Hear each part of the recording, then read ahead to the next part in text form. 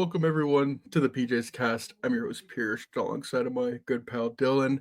So originally I wanted to lead off the show with talking about the Blackhawks hiring Jeff Blashill. I was actually really looking forward to have that conversation about how he could work as Blackhawks head coach and maybe not work as head coach, but we're going to start a little differently today. I also wanted to talk about the Stanley Cup playoffs and how the Carolina Hurricanes have lost 14 straight conference finals games, how the Oilers blew a 3-1 lead in the third, and the Stars won 6-3. Like, we will get to that, but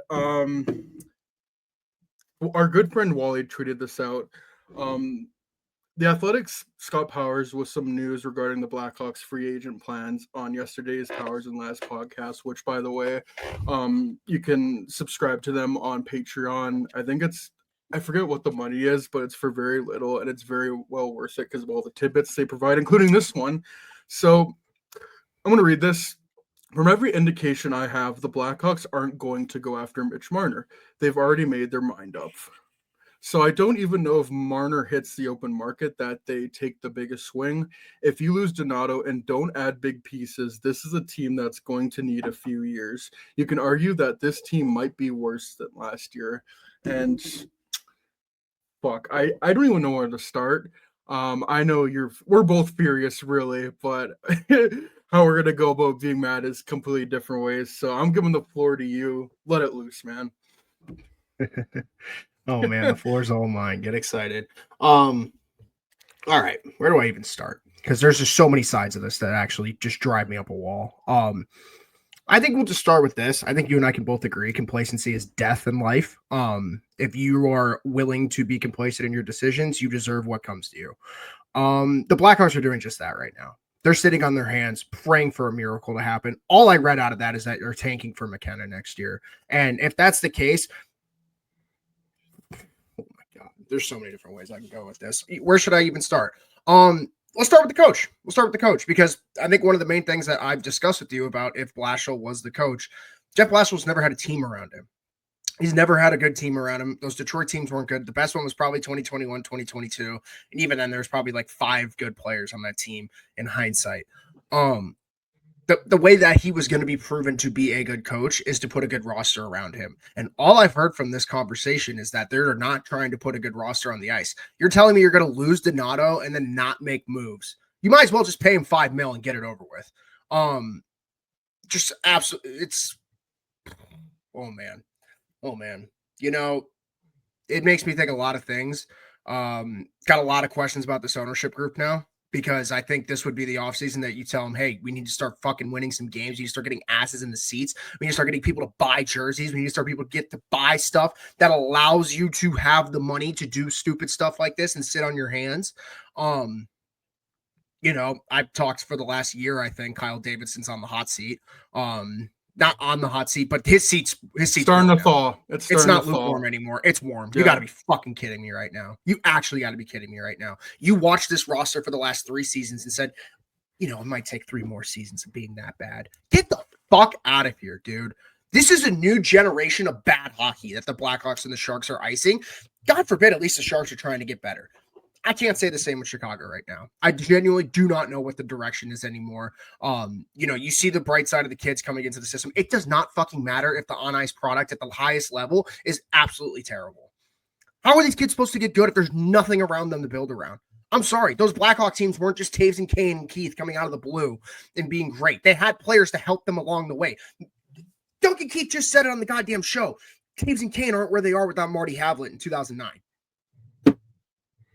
Oh my God. They're so stupid. They're genuinely so stupid. You're getting gift wrapped at least 4 options at a high-end top 6 forward. And guess what? You have the money. You have the money. This team has spent up to the cap for well over a decade before this. They're fucking buying Shea Weber's contracts to get under the cap. Oh my God, you have one of the best markets in the world. People want to be in Chicago. This isn't like fucking Columbus, guys. This isn't like fucking Anaheim where you got to overpay everyone. This isn't like fucking Winnipeg that can't get a free agent to save their goddamn life. I'm fed up. It's ridiculous. And I'll take it to the next 2 points that I want to make about this. Connor Bedard. We all think he's going to sign a long-term extension. How do you think he fucking feels before July 1st, knowing that they're not going to at least try to make the on-ice product better going forward? And oh my God, we're not even asking for much. Yeah, it sucks they're not going to be on a Marner. Whatever. Like at the end of the day, I've done the math. If they paid him 14 mil around year 5, it's going to become a clusterfuck in terms of contracts. It's just the reality of the situation. To say you're not even going to try to make a splash is fucking spineless. Oh my God. You have infinite resources. If this guy genuinely thinks all of his fucking prospects are going to make the league, like these fucking teenagers that are on Twitter and think that like the same thing we did in 2018, yeah, Tim Soderlund's going to be a third line winger. Get the fuck out of here with that the shit, next bro. Victor Arvidsson. Let's go. God, it's fucking ridiculous. It's insane. Another great example. There's 2 great examples of what the Hawks are about to try to attempt. Buffalo, who was like, oh yeah, we're just going to have all our draft picks show up. Guess what? The best draft picks won Stanley Cups with other teams. Jack Eichel, Sam Reinhart. Or we can look at Ottawa. More recent example. Ottawa wanted to stick with their guys for 5 years. They fucking sucked for 5 years. You know what made them better? And yeah, it took some trial and error. They tried to get Alex DeBrincat. They tried to get Jacob Chikrin. Those moves didn't work. But they got fucking Linus Ullmark. They signed guys. I'd be so fucking mad if I'm the kids on this team right now. Like, yeah, the opportunity's going to be there for you. But you know what helps the opportunity get better? Like, God forbid. I promise you, those like young Leaf teams, we're so thankful to have guys like Bozak and JVR on those teams, which this team doesn't even fucking have right now. They have Teravainen. They might have Donato, which I wouldn't even doubt that he gets half of what he had last year. And then you have Bertuzzi, who's just a mixed bag. You don't have anything. You don't fucking anything. And we're not even asking for much. How many times have I said it? 2 top 6 forwards, 1 defenseman. Doesn't even have to be a great defenseman. Just need left-handed depth, if I'm being honest. What a joke. What a fucking joke of a franchise. And to make it even better, Pierce, guess what season this is? This is your centennial fucking season, and you're going to fucking throw it in the toilet. You guys are fucking pathetic. You don't deserve the fans. You don't deserve the city that you're in. It's actually a joke. You work so hard to get this goodwill back after actually making it so hard to root for this fucking team when they were not even ass. It's just for what you did off the fucking ice. Now the on-ice product matches the off-ice product. Looks fucking good on you. Oh my God. This is what we talked about when we traded everyone 4 years ago. Like, yeah, they got the pieces. Cool. They got Frank Nazar for Kirby Dach when it's all said and done. All these things are so great. When you blow it up to the fucking goddamn ground like Buffalo and Edmonton did, there's 1 or 2 ways you can go. You can either fucking build around the guy and make a competitive hockey team, which it took Edmonton 8 fucking years to do. I want people to notice. Or you could be Buffalo, who literally wasted their generational talent, didn't allow him to get neck surgery, and then immediately went and won a cup somewhere else. You say it all the time, Pierce. Shit or get off the fucking pot, and you would think in their centennial season, they would at least try to be fucking better. Holy shit, I'm actually so mad right now. This is crazy. This is crazy. Oh my God. Your turn. All right. Well, in case you don't want to listen to all that, too long, didn't listen. The best way I can put it, what a fucking loser mentality to be like, no, we're not even going to try to get Mitch Marner. Like, listen, it was probably a very small chance, a microscopic chance that he was going to sign here anyways. But just to say you're not going to, and due diligence, for God's sake. Jesus Christ. And you brought up such a good point. The 26-20, or not the 26-27, the 25-26 season is their 100th year. We're freaks. We're gonna be with this team no matter what. But we're the 1%. Yeah, we're the 1% of this fucking fan base. Probably less than that. We have a fucking Blackhawk centric podcast. We're probably in the 0.01% of this fan base. Yeah. Dude, Chicago, as much as people know they're loyal, they can be fucking fair weather. Go look at the White Sox right now. People know when the product's asked to not spend money on it, unless you're the Bulls or the Bears, then they're just fucking delusional. And the Cubs, I guess. The Hawks aren't in that category. Yeah, they kind of are. Like, they fell off for what, like a year in ticket sales maybe? But their ticket sales were good last year.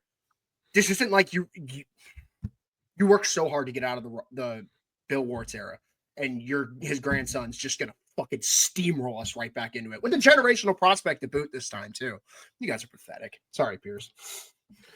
It's just, yeah, we're gonna be around for this. We're freaks. We're suckers for this team. Like, but for people who get season tickets and are a bit more casual than we are, they might not have a podcast like we do. Like, how do you sell another year of this? And like, yeah, this is the. Sorry, I Sorry, didn't mean you to go. cut you off, but to make a point on Yeah. the season ticket things, literally told my dad about this about 15 minutes ago. He was about to buy a 10-game pack for the Hawks this year. Immediately went down to 5. You're losing money. You are actually losing thousands, hundreds of thousands of dollars for being stupid. Sorry, continue. Probably millions. And but fuck, I completely lost my train of thought. But like, you had 3 years of this rebuild. So 22-23 was spent just like not even ripping it down the studs. You sent a tornado through your village, your hockey team, and just ripped everything off clean of the pavement. All the furniture that was in the house, all the cars, all the trees, all like the pipe system. That's what you did with this franchise. And you know what? We gave them the good grace because it was like, okay, we might get Connor Bedard, and if we don't, hell, we can get an Adam Fantilli or a Leo Carlson. it was or a even deep Matt forward Mitch class. They were Scott. getting one Yeah. of the 4, and it was going to work out fine. But Mhm. sorry, or Mishkov for And- that matter. There's 5 and- guys they could have had that year, and I would have been content with. Yeah, like, and by the grace of God, you got Connor Bedard. Far, like, I wouldn't say far and away, but like he's a tier above all those guys, I think. And to me, that's when everything needed to change. Like, you need, like, Connor Bedard is truly a special talent. He's got double the You- points in the next closest guy in his draft class. I want you to put Yeah. that into perspective. He's played the same amount of time But as no, these guys. he And he's missed sucks. time from an injury. The only And he the only player with 240 assist seasons as a teenager is him and Crosby. Give me a Who's fucking that break. bum? Like, no, but he should have gone. He should have gone to Team Canada so we could lose to Denmark. Like, Yeah, anyways, we'll talk about that later. What That's the heck? besides the point. But yeah, the minute you got Connor Bedard, everything should change. Like, that's a truly special talent, and you got to do everything you can to speed things up and get this guy some fucking help. And next year, 23-24, okay, they were battered and in tatters. Like, holy shit, so many injuries. Like, I can't even be mad at them for what they went through that year. It was the offseason. It was the offseason that pissed us off. Yeah. Because guess what? You got gift wrapped the perfect guy to pair with him. We'll go back to it. I know we're content with Lev Shinov. There's multiple times where I've looked at this management group and said, what the fuck are y'all doing? Genuinely. What the fuck are y'all doing in that room when y'all discuss prospects? And yeah, they have more hits than misses. Guess what? We don't even know how half these guys have hit. The 2022 guys are just fucking getting in. Sorry. And like, I love Nazar. I think the world of him. I think he's going to be a hell of a player. I think Renzel's going to be a hell of a player. And I think the same with Lev Shunov. And I think a lot of the guys are going to be solid contributors. But to me, none of them are on the level of a Connor Bedard. And again, love Lev Shunov. But I really hope Kyle Davidson was on his when he was at that game. I hope it got to his fucking head that they need star level time. The worst part of this, I'm not like, I would love Mitch Marner to be on the Hawks. I would have loved Ivan Demidov to be in the Blackhawks. Could you imagine the scenes if Ivan Demidov like came to the Blackhawks at the end of the year with Sam Renzel and Oliver Moore? Oh my god! But you would think this team's in fucking fantastic shape to go. You'd have your 2 high-end forwards, you have your second line center ready to boot, and guess what? You have 2 defensemen that look very good going forward in Vlasic and Renzel, and then you can throw in the Dalmatios and the Korchinskis and stuff, but nope, we're just taking a lot of swings on defense, which is a position that you don't really get a lot of swings to take. Don't know if they realize this. You only ice 6 defensemen a game, and you got about 9 right now that need NHL ice time. Good luck with that, guys. Idiots. Oh my god. And winger talent, we've said this so many times, winger talent is the easiest to acquire. So like, yeah, a more casual fan would be like, why didn't they take Demidov? And I agree with it, but like, shit, if both Lev Shunov and Renzel pan out, like, you got a right side that you could throw out there pretty much the entire game. That's fucking awesome. But you actually got to go out and get the wingers.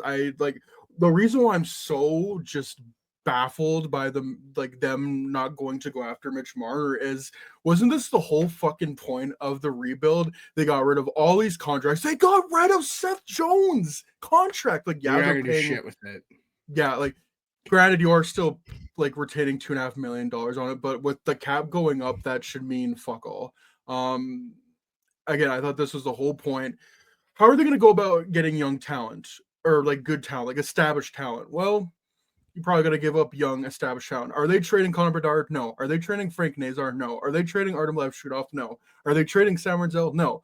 Okay, then how do you go about acquiring star talent? Well, money, free agency. Like, yeah, you might overpay a little bit with Mitch Marner, but I just think with the cap going up, it's kind of hard to overpay for a player of a caliber like a Mitch Marner. And I think you said this before the podcast started, or you said it, I can't fucking remember. Like, yeah, it might get like a little bit of a cluster, but it's like I'd rather have Mitch Marner on my team than, or even just saying like we took the chance to try to sign to Chicago as opposed to not at all. So all I can say is like I don't want to be like, oh, this offseason is ruined, but I think Davidson has a lot to prove because if we go into next season with the exact same team, how are you gonna You should be fired. sell that to like You should forget us again? Forget us. How are you gonna sell this to fans? How are you gonna make? How do you sell it to the sponsors, man? Mm-hmm. Oh my god, they pay fucking thousands of dollars to sponsor your games, and you're putting that shit on the ice on a network that people can't even watch at home. Don't even mention that. Holy shit, you guys are so fucking. That's a whole other fucking thing. Oh my god, like I said, on ice and off ice, they are just an absolute tire fire, and no amount of goodwill is going to change that. It's just not. We're at the point where it's on ice product or bust, especially because you have someone who is 20 years old and is on the cusp of becoming one of the elite players in this league. It's a joke. It's a fucking joke. There's no other way around it. And you can be the glass half full guy. I love to be the glass half full guy, but I'm sorry, the glass is getting more empty with just hearing like Scott Powers doesn't put stuff out like this just to clickbait. Like he was doing this with Seth Jones a month before they traded for Seth Jones. This is why I get so fed up with this shit. He knows what he's talking about. He's not going to put something out there that's untrue, like I don't think any of the Chicago guys are. We're so blessed with writers for the Blackhawks. Anyways, no, and it's disheartening. It's plain and simple disheartening. They're going to overpay for 2 third liners and call that the answer to the problem. And they're going to win 28 games this year. And they're going to say there's growth because Blashill was implementing a system. And it's just going to be fucking 5 more years of bullshit. Like, you guys are so fucking pathetic. It's not even funny. You have the easiest get out of jail free card ever. And you're going to let him probably walk at this point. Because, like, let's be honest, if it's going to take a couple years, Connor Bedard's 23 at that point. I wouldn't want to fucking be here if you're not winning when I'm 23. God damn. Why do you think we had the McDavid talks for so long? Because we're fucking winning. And you're wasting prime years. Like, I promise you, it's going to really suck when Connor Bedard hits that next gear, gets his first 100-point season, and they're in the goddamn basement still. It's a joke. It's a joke of a franchise. It's a joke of how they're running this now. You can sit on your hands while you're ass. This is the time to start turning the corner, and you want to sit on your ass again. You guys are so bad. Oh my God. Like you're dropping 2 spots in the McKenna draft, 120%. You guys are so fucking shameless. Oh, we're going to get Calvin McKenna. That's why we're going to suck this year. Get the fuck out of here. That pick is already reserved for Boston or Pittsburgh. You guys are not that special. Boston is way more special than you. Jesus. Oh my God, this team is a joke. Putting your faith in lottery balls every year, it's actually insane. I get the 1 year. They fucking sucked. I even get last year. Like you said, they were riddled with injuries, and they didn't have the depth. Like they were always going to finish bottom 5. This year, I expected them to at least be a little better. They weren't. They put more talent on the roster and got worse. I have no fucking idea how that happens. The bottom line is they fucking stink. They suck. They are putrid. And like they've been so horrible these last few years. It's like I said at the beginning of the season, if they could hit 30 wins, that's awesome. Like that's a genuine improvement. That shows you how bad that they've been. That getting 30 wins is like an accomplishment. And you want to do another year of this? Are you serious? Again, forget us. How do you sell this to your season tickets holders? How do you sell this to the sponsors? Like, what is the conversations going on in the front office that you're like, no, I'm not going to go after Mitch Marner. Like, that's got to be, I would think, like a front office thing and not Danny Wirtz thing, because I would think Danny Wirtz would be like, oh, Mitch Marner, 100-point player, like a Selke winger. Not that he's like saying that, but he knows that Mitch Marner is an incredible player. And any Blackhawks fan be like, Marner wouldn't fit in. He just not so good in the playoffs. Oh, God. You want to unlock Connor Bedard's shot? Get the guy who fucking assisted on the guy who has the highest goal scoring count in the Cap era. That was the guy who he's passing the puck to. Yeah. Oh, he won't fit in the fucking lineup. Fuck off. Oh my God. You guys deserve to lose forever if you don't think Mitch Marner would fit on the team. You're letting playoffs, which don't even fucking matter to this team right now. Like, you make this point every time. We made the God, I'd love to see Marner choke in the playoffs because I didn't make the freaking playoffs. Oh my God. It's been no, it's just ridiculous. It's just ridiculous. You're turning into the Buffalo Sabres in front of my very eyes. It's terrible. Yeah, all I can say is Kyle Davidson better have a pretty good fucking backup plan. Like, I'm willing to give the draft, but if they mess up number 3 and they have the same offseason where like they're signing just a bunch of depth veteran guys on 1 year, like I think we need to seriously rethink this whole process. I'm already rethinking it. I there's nothing that he has done to earn goodwill. Cool. You hit on 2 out of 3 first-round picks so far. Maybe. You hit on Connor Bedard. Oh, God bless you. Oh my God. It's not up or shut up time, and I'm not going to watch a whole team of 21-year-olds. I've never seen that work once in the NHL. Every time there's been young players to come up and succeed, they have to have veterans around them, not only to set a culture, but to set a standard. To win games. It's a joke. It's such a joke. Oh, man. Oh, well. What are you going to do? Maybe they surprise us. Maybe they make some trades and get some young players. But, you're very misleading when, you trade for Seth Jones and say, yeah, we're done acquiring assets. We're done doing all this stuff. That's a sign to the fan base that you're making moves to improve, not making moves to continue being where you are. Seems they're pretty comfortable with that right now. And that's pathetic. And don't get me started on, Rockford looked good. Rockford choked so hard in the playoffs. Now they're getting the choking tendencies in the AHL, along with the losing tendencies when they get called up to the NHL. We gave Stay Up Bowman so much shit about development. Those guys at least never had to be in the basement. Ever. It's a joke. Do you have anything else more to say? Because I feel like I have a good way to segue this into talking about Jeff Blashill, but segue away.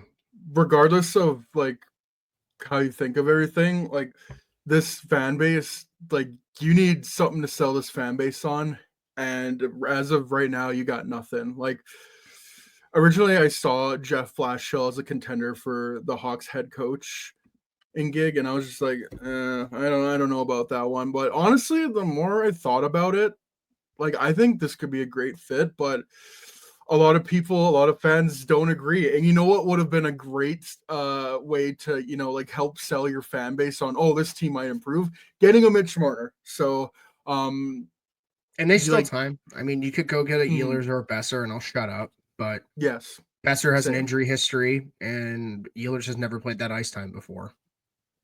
Marner's done all that, and he's a Selke performer. Sorry, Pierce. I didn't cut you off, but yeah.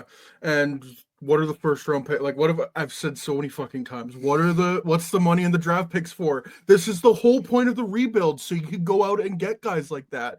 Like, again, I'm not even at like if they could get Marner, awesome. Like it's not even entertaining the offer. Yeah. I think that's pissing us off more. Yes, it's not that they're not going for him or he's not going to come here. At the end of the day, Marner's going to have a half dozen options that are probably better than Chicago in terms of contention and whatnot. At least, yeah. Half the league should be in on this guy. It's so rare you see a 100-point player hit free agency. When was the last time that's ever happened? Think about that.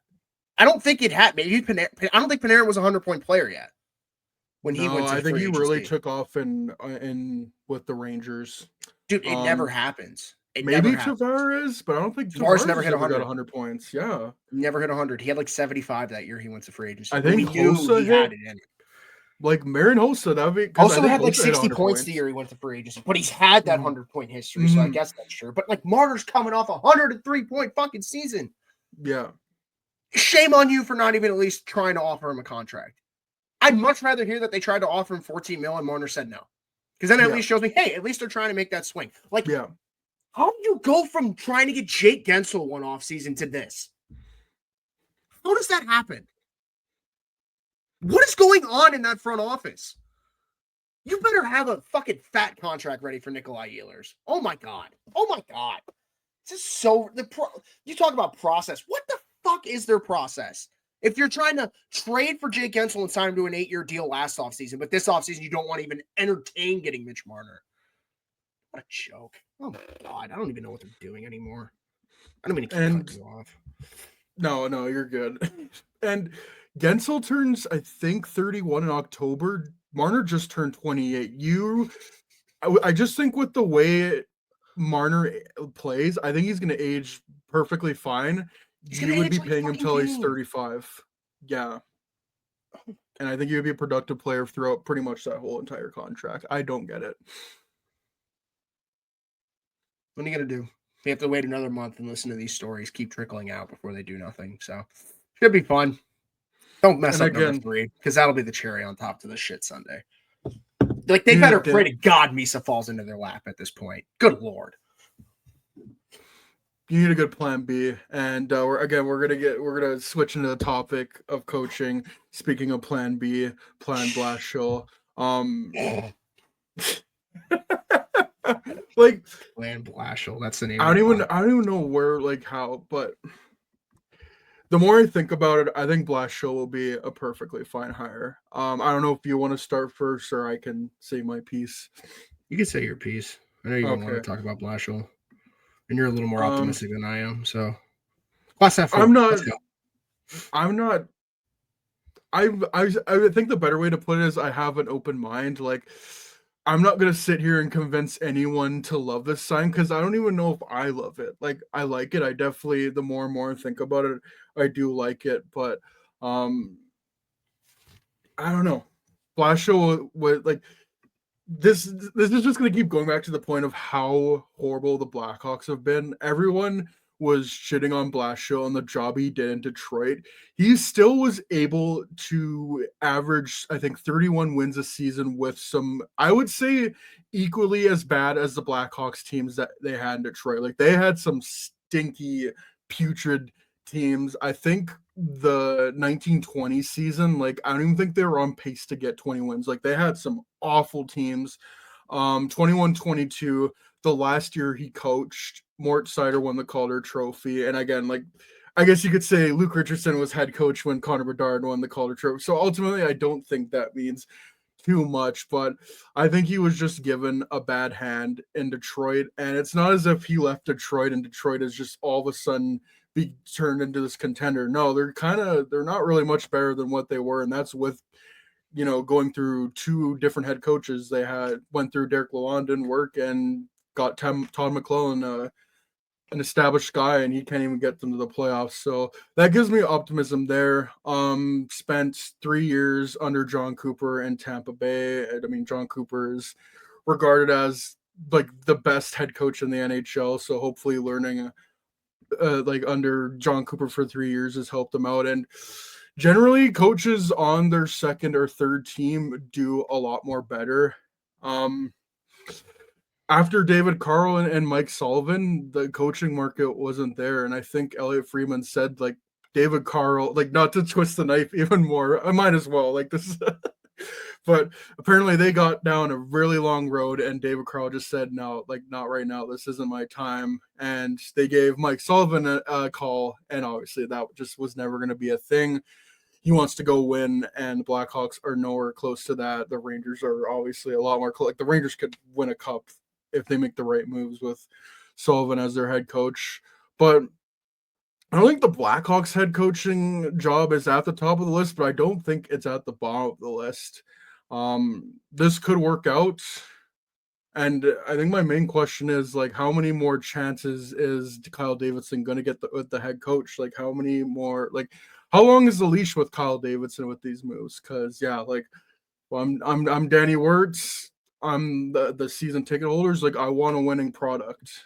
So again, the Blackhawks have been so bad. If we get a 31 win season, like, that is an improvement. That's tangible improvement, even if it's not like a jump to 35 plus wins. Again, it just shows how bad the Blackhawks have been.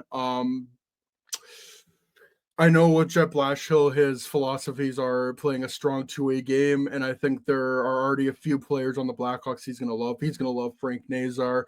I think he could turn Oliver Moore into a really good player, like basically two Dylan Larkins there. Tyler Bertuzzi had a career year under Blashill. That was the 21-22 season.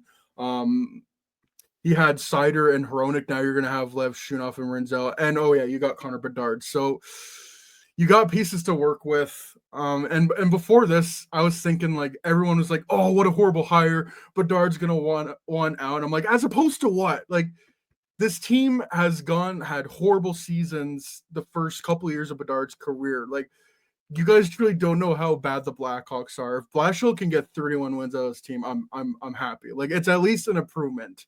But I think, like, we need to see the whole offseason, and already them not going after Marner, it just does not give me a lot of faith, and you're not giving your fans a bunch. So again, it just goes back to, you better have a pretty good plan B, because their plan A sounded like Carl or Sullivan, didn't work, and now you got to go to plan B, Blashill. And I hope they have the same offseason. I hope they nail the 3rd overall pick. You need to get 2 top 6 wingers. If I'm Kyle Davidson, I'm calling Kevin Cheveldae off every day, asking for Ehlers or UFA rights. I do not care if they give up a 3rd round pick, and like worst case scenario, they gave up a 3rd round pick and he doesn't sign. Like, that's what the money in the draft picks for. But that's what you should be doing, because I don't think Ehlers is going to turn down like a $72 million contract over 8 years. And you got those 1st round picks. Like, go get a Trevor Zegras, who I don't even think is worth a 1st round pick anymore. Go try and get a Marco Rossi. I want to hear your thoughts on Jeff Blashill, if you got any at all. So while you were doing that, I just decided to look up the 1920 Red Wings to look at how bad they were. Awful. Oh my God. They're so bad. Their leading point getter had 53 points, and their 6th leading guy had 24. And that was Athanasiou. He was a minus 45 in 46 games. That's impressive. Holy shit. How do you even do that? Besides the point. We've had this conversation. I'm a firm believer they didn't have a backup plan after David Carl. I'm just full confidence in that now. Kyle Davidson had his dream of how he wanted this offseason to go. David Carl immediately shot it in the foot, and I think he's been panicking ever since. This is the safest option you can do, I guess. Better hope he learned something 3 years under Cooper, because it goes back to what we just complained about for 30 minutes. This guy's never had a roster around him, so what do? Not add to the roster. It genuinely makes no sense what they're doing right now. And it's not going to make sense till July 5th when we see that they didn't do anything. And then we're still going to be asking the same questions. But besides the point, he's had talent. I'm not going to argue and say this Hawks team's better than the 21-22 Red Wings. That was the best we've seen from him outside of like that last year of them hanging on and going to the playoffs and stuff. Yeah, with their old core. I've heard nothing but bad things from the Lightning fan base in terms of what he did to that defense. Part of me also thinks their defense just genuinely got worse because, you don't get to roll out a top 4 of Hedman, Bigdona, Sorelli, and Chernak and Sergachev anymore. Yeah, God forbid your defense gets worse, idiots. But I don't think that's the best way to gauge like what he's going to do as a coach. But anyways. Yeah, whatever. Like, he does good with the U.S. teams. He's good with the young guys. I've seen videos of him that he actually has a pulse on the bench, which is something that I've been asking for. Mm-hmm. I want to know how long the contract is. If it's more than 2 years, joke. He's not making it more than 2 years. This is a coach where if someone like a John Cooper becomes available, someone like Jim Montgomery becomes available, again, if someone like a Bruce Cassidy becomes available, I'm sorry, you fire this guy and go pick that person up immediately. Sucks to be him, but you should know you're a transitional coach. You have, like you said it multiple times to me over text. You have to prove that you're worth this coaching job. This isn't something where you're going to get a leash. Luke Richardson didn't even get that long of a leash for as much as I thought he had a long leash. Yeah. Your leash is tight, and it's because your GM's not helping you loosen that. He's not giving you slack to work with. So you better implement that system pretty fucking quick. You better make sure at least the young guys are improving, because if not, your ass is just as hot as it was before you had this job. And it's nothing against him. He's probably a great guy. I'm tired of fucking hyping up shit that I haven't seen on the ice. Just show me. Just show me at this point. I'm not going to just sit here and be like, yeah, Jeff Blashill could get us to the playoffs next year or in the next 3 years. No. I genuinely do not care until I see it on the ice. I can't. It's just bad for your mental health at this point. It's a fucking toxic relationship at this point with this team. And for everyone that's like, oh, they won 3 cups, you're so spoiled. Cool, man. That's awesome. Really don't give a shit. This is what happens when you win, man. You want to win more. It's like a fucking drug. You don't just magic. Winning is an addiction. I don't think people realize that enough. Once you get a little bit of it, you always want more. I doubt in his career Tom Brady was ever complacent with, oh, yeah, I got 6 rings. No, he went and got 7. Get the fuck out of here with that shit. Oh, my God. I'm sorry none of your teams have won in your lifetime. We know what a winning team looks like. This is not going to be it for at least 3 years. That's why I'm getting so fed up with it. Because they should at least be turning to that point. And in reality, they're in mud. Listen, there might be a day where I'm 95 and the Hawks may have never won a cup again. Cool. And I can sit on my the 3. I could sit on my rocking chair and be like, hey, those boys back in the 2010s won 3 Stanley Cups.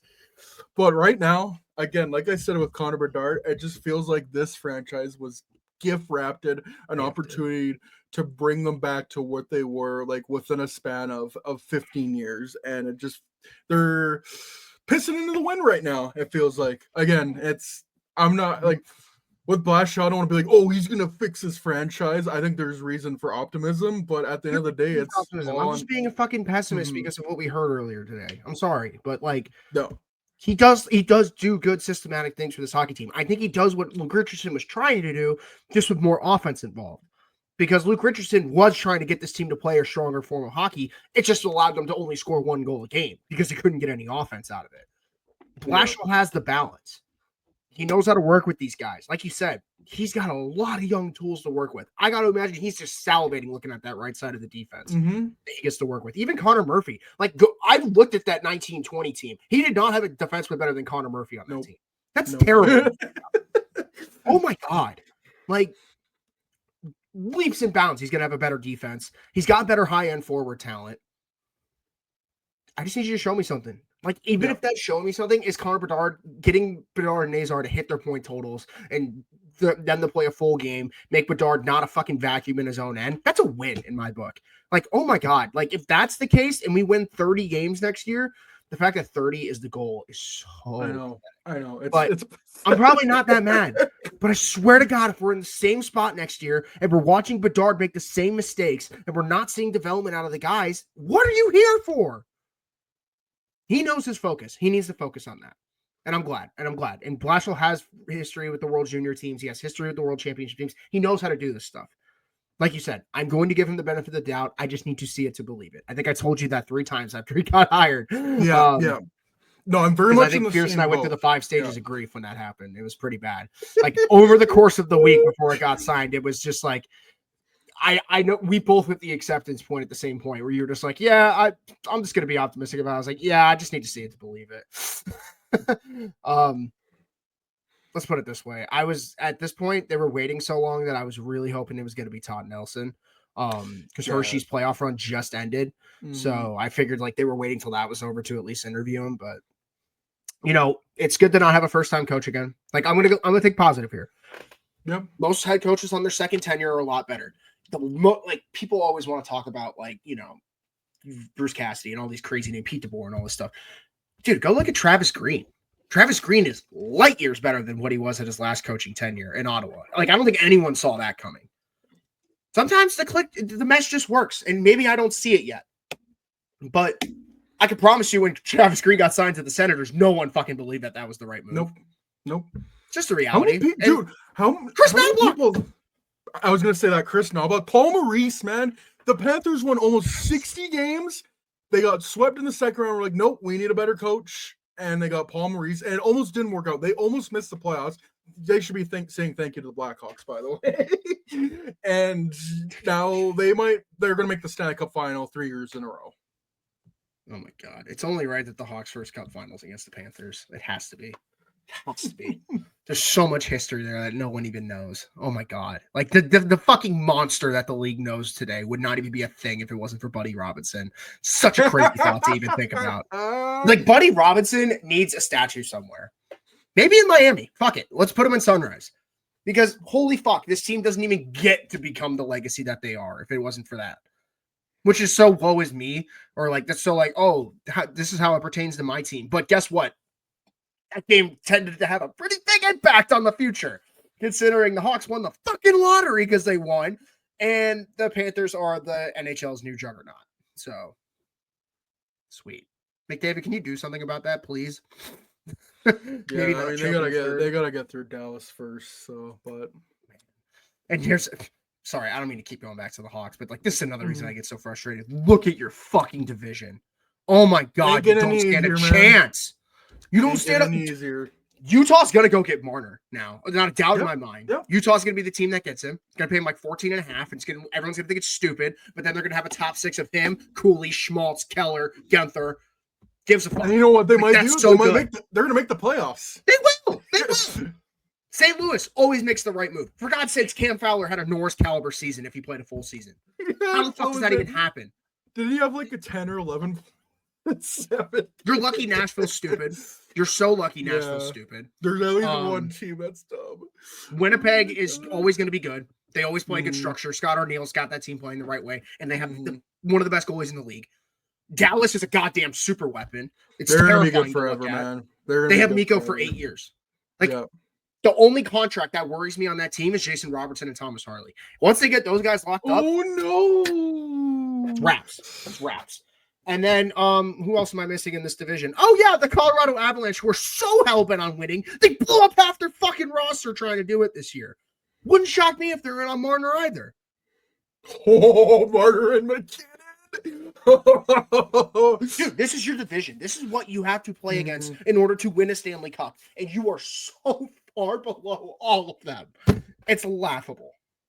This is why I get so fed up with this shit. You have an opportunity to fucking swing with the fucking big leagues and, swim with the Sharks. But no, you continue to be with the Minnows and be a fucking joke of the league and, just be a laughing stock. The Buffalo Sabres of the West. Good Lord.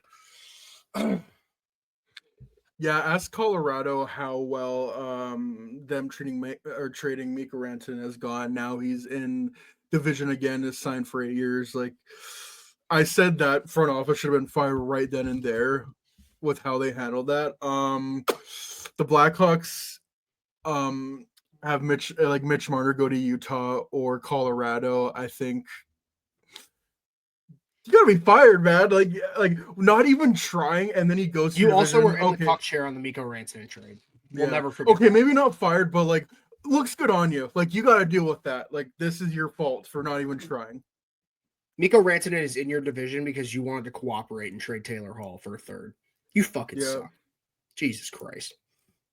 Cuck chair mentality. Good Lord. And just a loser mentality. You saw these last 3 years and we're gonna do that again and everyone's gonna love it.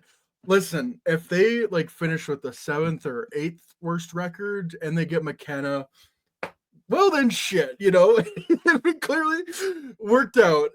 But there's no way this team should be in the bottom 5 again. There's just no way. And I don't know. If they don't do anything this offseason, I think you need to be fired. It's pathetic. But no, they'll get fucking Gavin McKenna or some shit, and we'll all just lose our minds. But I'm gonna be honest, I'll be happy in the moment, but I'd much rather get Gavin McKenna because you tried to be good and sucked. Let's just put it that way. Exactly. least you tried. Like, I'm never gonna turn down them getting Kevin McKenna. I'm not gonna turn that down. If that's what you gathered, if that's what people gathered from this, I'd love Gavin McKenna on the Blackhawks. I just think this is not the time. I don't know. I just want to see my team win more than 30 games. Is that too much to ask for? Apparently, yes, it's it is too much to ask for. Apparently, Yeah. we're stupid for Yeah. even questioning the process. Yeah. Like the Blackhawks, we don't want to spin our tires in the mud. Do you have anything else to say, or we can move on to some different topics? After all the negativity I gave Jeff Blashill, I'd like him to do a good job. He's definitely better than the last 3 coaches they've had in the room. Once again, it's just really tough shoes to fill when you got a decade of Joe Quenneville prior. Yep. It's very tough. It's very tough. It's not easy on anyone, but hey, he got a second shot when a lot of people think he shouldn't have even deserved it. And clearly he had people wanting him because Seattle and Boston were in on him. Prove it. It's time to prove it. Time to prove that it was the situation you were in and not just your systems, which I think it's a little bit of both, but it's a lot of both. But we'll see. We'll see. We'll see. At the end of the day, that all falls on Kyle Davidson. So guess we shall see. Like, we're very much at the wait and see point of the season. We got one tangible change with Jeff Blashill being the coach. I believe there's exactly 5 weeks until the draft. Shit, like, go out. Okay, they're probably never gonna get Marner, but man, like, but if they come out of this with, say, Ehlers, I don't know, maybe they get like a Matt Duchene as like a veteran free agency. Maybe they make a trade for Trevor Zegras and Isaac Howard. I don't think they're gonna go after Marco Rossi, but those are moves they can make. If they make that and get, I don't know, maybe another top 4 left-handed defense, or just really just a left-handed defenseman in general. Like, again, you're not like over the hill, like, oh my god, this team's gonna make the playoffs, but you're like, okay, we can see, finally some progress this year. And I loved watching the past, like, last month of Blackhawks hockey. Like, that's probably the most fun I had watching this pathetic team over the past 5 years, probably since the bubble and like some of Connor Bedard's games in 23-24. They're going to struggle next year. Like, Sam Rinzella is going to go through a rough patch next year. Artem Levshunov already kind of, like, at times struggled in the NHL. Frank Nazar is probably going to struggle a bit next year. Like, again, there's no such thing as linear growth in the NHL. No. I think we can call it. Again, it's the thing of, you shot one scene. Congrats. We still got a 2-hour movie to make. There's still a long way to go. Do you guys have good hockey? No, just hype moments and aura. Except we don't have any aura. It's just hype moments. And the hype moments are Bedard and Nazar goals. Yeah, it got a long way to go, and it ain't going to get any easier because the Central is going to be staying good for a long time. It's always been the Juggernaut division. It was the Juggernaut division when you ran it, for God's sake. Yeah. That's why every team fucking hates you, because you just little broed them for a half decade. God forbid we do that again. Jerks. Bunch of jerks. Anyways, what do we talk about next? Do we like second round series ended? Mm-hmm. Did have some stuff I wanted to say on the Leafs, but I don't think that's relevant right now. Unless you want to do it now. Let's do it. Let's go to the Leafs. Okay. Feel better. Deflect our bad feelings. I'm pissed for them at this point. What a joke. I know, it's almost kind of sad. I had the privilege of seeing Jacob and Connor in Edmonton because Connor came up to work in Calgary, and then both him and Jacob went from Calgary to Edmonton. So they picked me up from my place, so we went to go out and eat. And it was 0-0 at the intermission, and we just watched the game on TV and just watched them completely collapse in front of us. Yeah, I did find it a little funny, but it's just like, man, there's so much talent for that team, and they couldn't even get past the second round. Like, they should have maybe not blown up the core, but they definitely should have traded from the core, like, probably after they lost to Montreal, and definitely after they lost to Florida the first time in 2023. And you don't even have that option anymore. The core is going to be blown up because Mitch Marner is a free agency. John Tavares is a free agent as well. Matthew Knies is an RFA as well. Like, changes are going to be made. Um, it's isn't that the quote from the Joker movie where it's like, I used to think my life was a tragedy, and now it's a comedy. I almost think it's like, oh, Plankton couldn't get the secret formula again. Oh, Wile E. Coyote couldn't catch Roadrunner. Like now, like I used to think it was funny, and now it's just sad. Like what a waste of talent. I don't know. What do you have to say? It's a failure from that front office. Mm-hmm. And the players, but most of the front office, because we just talked about them. Look at what Florida did after they got punched in the mouth by the Lightning in 2022. They traded a guy who had 117 points the year before, and their best defenseman, got Matthew Tkachuk, brought in Paul Maurice. The rest is history. They tried to change the mix. The Leafs chose not to do that. They've had multiple opportunities to 2021, 2022, 2023 in particular. One of those 3 years, Marner should have been traded. Mm-hmm. Plain and simple. He had his highest value in some of those years, and you couldn't trade him. You chose not to. You chose to stick together.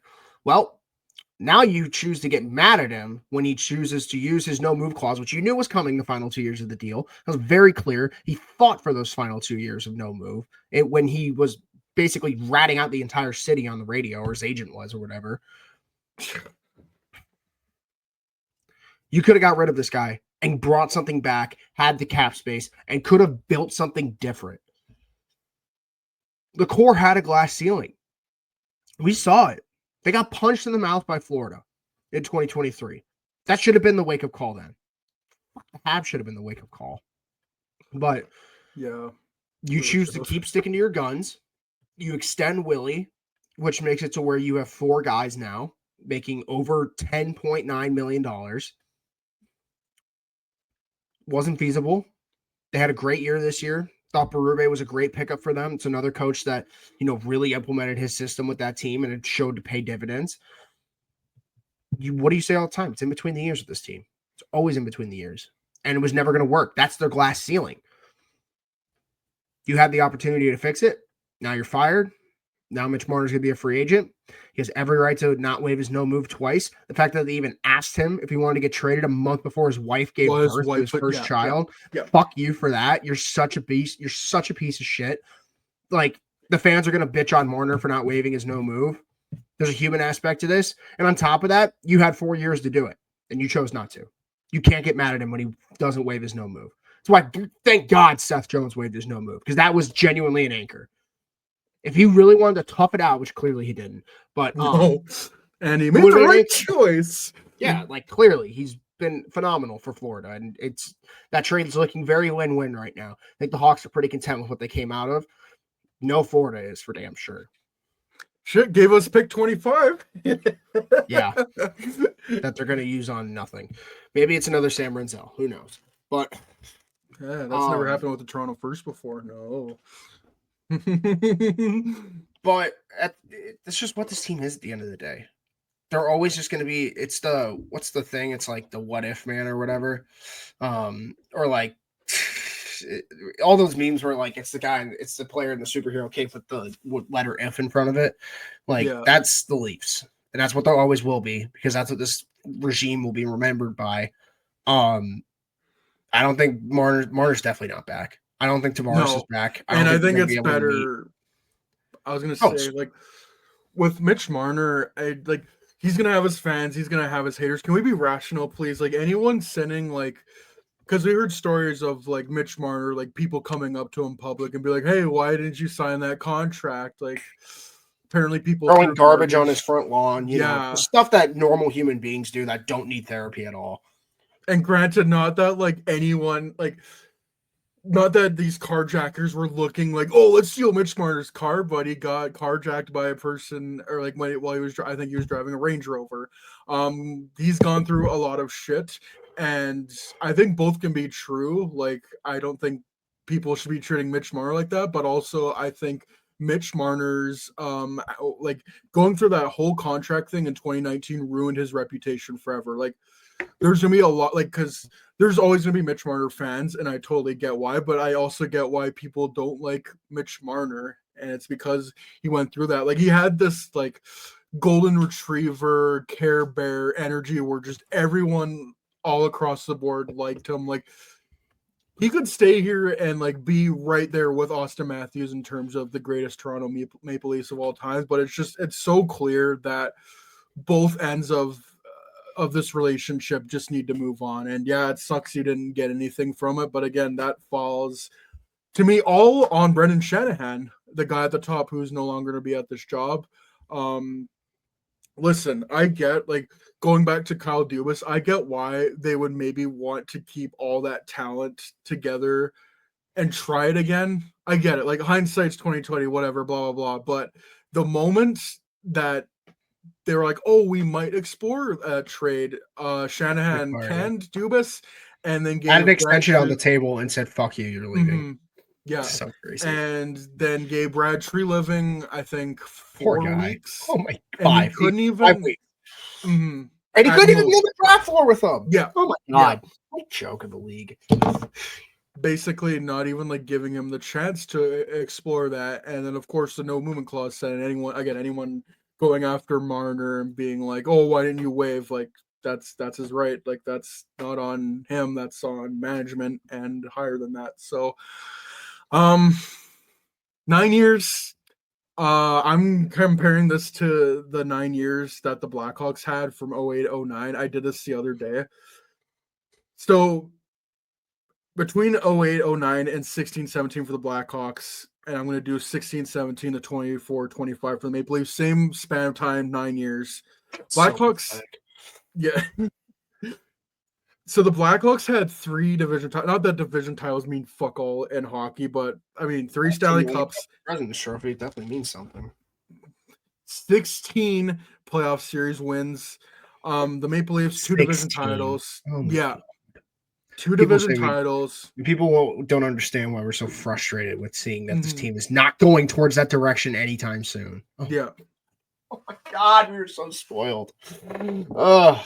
If they win a cup, I will be happy for. I mean, again, if they win one more cup in my lifetime, I'm ecstatic. Like, I genuinely don't care. I'll get to actually enjoy it as a functioning adult, which is something that I'd really much like to do. Because the last time they won, I was a junior in high school. And yeah, you remember, that's my favorite cup run. So when I remember the most, I remember every fucking game. I remember where I was for each game. I remember the whole fucking season. That was the first season I watched every fucking game for that team. Dude, I was fucking 16. Like, so much has changed. 14. I've never been able to go to one of the parades. Like, I'm going to be there for the parade when they win. 100%. Mm-hmm.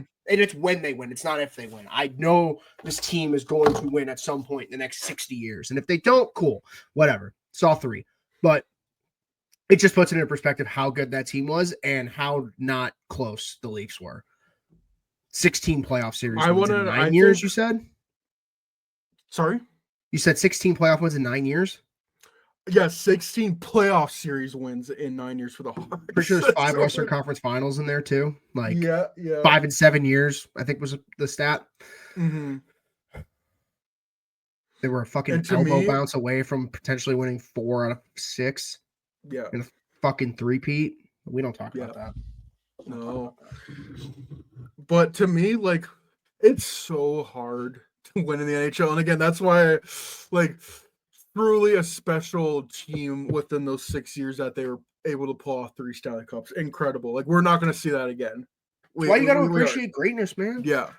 Like, that's why appreciate what Florida's doing right now. Appreciate what Edmonton's doing or trying to do right now. Appreciate what Tampa did, for God's sake. You know, people like to dunk on Tampa now, but oh my God, like, they were a fucking demon from 2015 to 2022. Cups in COVID with less than a calendar year. I think like 10 months. 2 cups in 10 months. They made 3 Stanley Cup finals. I think they made 6 Eastern Conference finals. Yeah, 5 or 6. It's a lot. Made the cup final 4 times. Because Mm-hmm. they lost to Colorado. I forgot about that one too. Yeah. Like, dude, you just gotta respect greatness at some point. Dude, even Vegas too made a cup final, lost but won. Bunch of conference finals. Like, this is why Dallas needs to get over the hump. And Dallas legacy too, yeah. Mm-hmm. This Dallas team will get remembered so much better if they win a cup, because oh my God, they've made like 5 conference finals and a cup final and can't get over the hump. And it's pissing me off because there's too much talent on this team. Oh my God. And this is what the Hawks have to compete with every year. And they actually played well against Dallas this year, funny enough. Fucking Bedard's got Colorado too, for God's sake. Yeah. I don't even know how That's possible. the one thing that gives me hope. Bedard can score on all those goalies. He has. You know what will help? Giving him some help. No, but it's so true. Like he scored multiple times against Sorrow, scored multiple times against Hellebuck, scored twice in one game against Hellebuck. To win the Who game did was he the only get two the goals in the Michigan goddamn 2 game. again? And But- Ottinger. But yeah, Yeah. sorry. To go back to my point, I think like winning is so hard in the NHL. Like I know when the Caps went out, everyone was like, "Oh, they couldn't like, oh, they've wasted Ovi's career." I mean, at the end of the day, if you win They a won cup, you win They a didn't cup. waste it. It is fucking Yeah. sad though. It is sad, like they couldn't even like because it was like first round exit, second round exit, first round exit, second round exit, and then the one time they break through, they go to the cup final and they win. Thankfully, This is why McDavid has to win. He Mhm. has to win. Yeah, I would agree, and same with Dallas too, really, and shit, Carolina as well. Like, but- Carolina's not on the same level. They're such a yeah, joke. no, I agree, but they've been knocking at the door, like 14 straight Eastern Conference Finals. Have you been knocking games at the they've door though? lost. If you haven't won since fucking 5 presidential elections ago? I guess so. Jesus. Like, you guys are such a joke. Oh my God. Their last conference final was against the Sabres. How long ago that was? God. Dude, that would have been the Oilers 06 Cup run too when they faced Yep. off in the final. But to go back to my point, it's so hard to win in the NHL. I think this is the ultimate telling stat. So the Blackhawks were 2-3 in winner take all games, so those will be game sevens. But Yeah, usually the Blackhawks did not have to go to game 7 because if they were if they up were winning, they early- were winning in 6 Mhm. every time. Yeah. That was always their Right. favorite thing to do, was win in 6. The thing is with the Hawks, you had to have them down 3-1 because if it was at worst tied, Or 3-0. they were going to win that series. If they were up 3-1, it was game over. They were 2-3 in winner take all games, game sevens. They were 14-2 when they That's were what up I'm in the looking for. series and had a chance to eliminate the other team. So What's all in their all, game they were 5 and 6 16. stats? That's They the were one I'm looking 16-5 in series clinching games, which is ridiculous. Oh, he was so fucking good. Oh my God. And people wonder why I just don't fucking buy into a lot of teams. Like, I watched fucking greatness for a decade. That was 9 years. Yeah. Look. Oh my God. Dude, And- there's just like, what's the stat? The series is tied 2-2. I think the Hawks lost 1 game when it's like Game that. 5 against Anaheim, and no, they didn't win that series. Oh God, like some It's teams crazy. just have the killer instinct, and some teams don't. The Hawks had it. Taves and Kane had it. It fucking makes me sick that they actually try to compare Matthews and this crew to them. Get the fuck out of Sorry, here. Like y'all Matthews- can't even sniff yeah. the clutch factor that these guys Yeah. had. Oh my Mhm. God. Look at Boston too, for God's sake. Pasta's got the clutch factor. Marchand's had the clutch factor. No, he still does. Bergeron did. Dude, With the Florida Lightning now, though. teams. Braden Point has got to be one of the most clutch players on that team. Like Victor Hedman, nails. Kucherov, besides the last 3 years, nails. Florida, for God's sake, dude. Oh my God, this is what makes teams good. They show up in the biggest moments possible, and they leave no doubt. How many times have the Leafs left the fucking fans with doubt? Ugh. Yeah, There's Austin the- Matthews, maybe he might be the best goal scorer in history. I You got to fucking show up in the love Matthews. playoffs. He's my favorite non-Hawk, but good Mhm. Lord, that guy he does not have the clutch gene. He just Sorry, doesn't. he's not. To me, he's not on the same level as a McDavid, a Draisaitl, Draisaitl, McKinnon. McKinnon. Nope, Yeah, not even close. Shit, like, he's the first one on it- that next tier, but he's not in that tier. I put Like, McCarr in even- that. Actually, after last playoff, I'm not putting McCarr in that tier. But he was great in the cup run, so take that into account. But you're right. shit, I even take Mikko Rantanen in the playoffs over Austin Matthews. Like Yeah, that this year aside, take and, Pasta like, too. Jack, Take Kachuk, yeah, take Jack Barkov. Eichel and Take Braden Eichel. Point have won cups. Yeah, Mark Stone, okay, maybe not Mark Stone. That's a little That's too the far. highest But, player in the league we're talking about right now. Mhm. They are just, and the thing is, they're not going to miss the playoffs next year. No, Unless they're something never crazy going to be bad. They aren't. Their decor is too good. Their It's goaltending is locked too in good. too. Yeah. They still have Matthews and Nylander. They have Nyes, unless we take them, which apparently even if Davison had the chance, he wouldn't. Which hearing that trade in hindsight again, oh my God, I want to rip my hair out. Just I think for both sides, really, like. I mean, I love Matthew Nyes. I think Brandon Hagel has clearly shown he's been a better player. the Hagel and Mrazek trade just merge in that.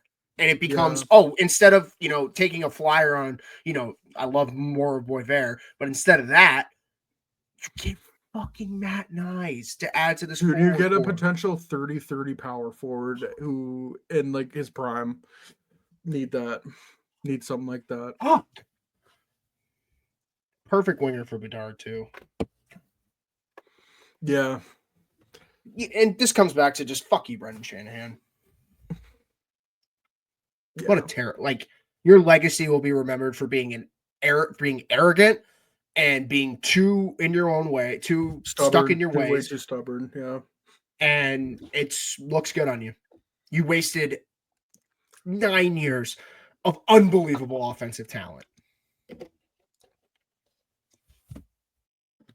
I'd be so pissed. This is like if the Hawks you just showed the stats. This is like if the Hawks did this with Taves and Cade. People look at the 2010 Hawks completely different than the 90s Hawks. The 90s Hawks made the playoffs just as much. Same with the 80s Hawks. You know why they don't get talked about as much? Because they didn't fucking win. They always ran into a wall, whether it was the Oilers, whether it was the Penguins, whatever the fuck it was.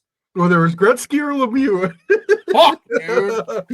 I mean, they weren't really alone did. in that, but God, yeah, half the league ran into Gretzky. Yeah. Like, this is what happens. But you can't lose. Like, you didn't run into Gretzky. You didn't run into Lemieux. You never ran into Crosby. You ran into Ovechkin once.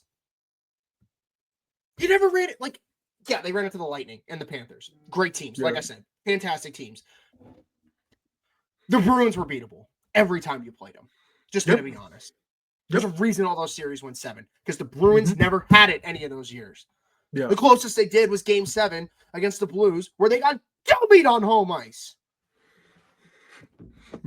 Brad Marchand went for a line change at a bad time. Why do you think Brad Marchand tried his ass off in Game 7? Because he fucking been in these moments and fucked up and knows how important they are. It blows my mind that every year I got to listen to the Leafs offseason reports, and it's always a guy like Max Pacioretty or Spezza or Giordano that's just like, you don't get these opportunities every day, and they just fucked it up. Like, you only get those quotes out of those guys because they've been there. There's levels to this shit. They hit this glass ceiling 4 years ago. And your legacy is remembered by it now. And I just feel bad for guys like Matthews and Marner, for that matter. Marner needed a restart like 3 years ago. Stats aside, like just mentally, he was ready for a reset 2 years ago. It's a toxic relationship. They need to get away from each other. The city, he's going to be so good wherever he ends up. Like, oh my God. Like, he's probably be top 5 in scoring every year. Because he's not going to have that fucking weight on his shoulders anymore. And you had a chance to make your team better because of it. Like, so I think the Dangle podcast put it best. Austin Matthews had the equivalent of Scott Lawton on his wing the entire playoffs in terms of production. And they expect, like, their best player in the world to play like their best player. Yeah, it's not going to be the same thing, but it's going to be different, and sometimes different's good. Look at the Panthers. Yeah, you can also look at the 2017 Blackhawks. There's 2 ways this train can go. You don't know until you pick a fucking lane, though. And guess what? The Hawks had the goodwill of 3 cups to pick that lane. The Panthers didn't. They took a chance, and it worked. Carolina, I gave them so much shit. They took a chance, man. Yeah, you probably should get an agreement with the guy that you trade for that he's going to sign an extension. Still think that's ridiculous. But 2 teams fucked up there, yeah. They tried. Dallas is trying, man. They're trying. They've been trading 3 firsts this year. They traded their first this year, next year, and the year after for Granlund and Rantanen. I don't think they regret that. That's probably their 2 best guys in the playoffs. Nope. Fantastic Finns, baby.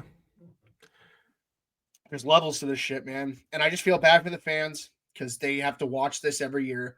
It's a heartbreak every year. Like, I get heartbroken watching. I'm not even like, I don't have a dog in this fight. And I'm just like, dude, they're not doing this again. They're doing, like, Nick was watching my reaction to that. What was it, Sunday night? I'm just sitting there just dumbfounded. I'm like, I have to watch Seth Jones have the best game of his career against Toronto to put him away. Like, this is a nightmare. Oh, give us pick 25. Oh, let's go.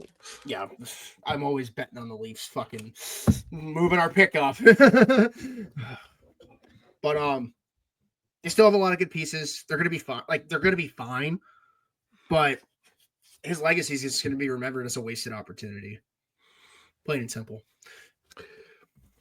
Yeah, and anyone to like, if the Hawks even tried to go after Mitch Martin, like, oh, he doesn't show up in the playoffs. One, let's get to the playoffs first, and two, it feels like half of the Oilers are made up of former Leafs, and Zach Hyman has been money in the postseason. I'm pretty sure he scored 16 goals last year. Kasperi Kapanen scored an overtime winner. Like Connor Brown has been excellent. Colson, from Connor Brown, Corey Perry, Adam Henrique. Mm-hmm. They have good pieces. And yeah, they don't all need to be great that night. Someone's just got to step up every now and then. And guess what helps them stepping up every night? The top guys are scoring at a fucking 1.5 game clip. What does Dangle always say? That's what the money's for. Fuck, man. Jesus. And again, like we can go like the benefit of hindsight, but hindsight. Shit. We apparently talk about hindsight. Apparently they could have traded Nyes for Rantanen. Like obviously it would have been plus. Love Matthew Nyes. But if you got Mikko Rantanen signed for 8 years and you get a playoff run with those 5, good night. Oh my God. Yep. And you don't give a fuck if Marner wants. Like, also, the people that are trying to say, Matthew Nyes is basically Mikko Rantanen. Mikko Rantanen had 100 points when he was 22. Get the fuck out of here with that shit. Once again, there are levels to this shit. I don't know how many times I have to say this about this sport. Matthew Nyes is not on the same level as Mikko Rantanen. They're both great players. One's just really fucking great.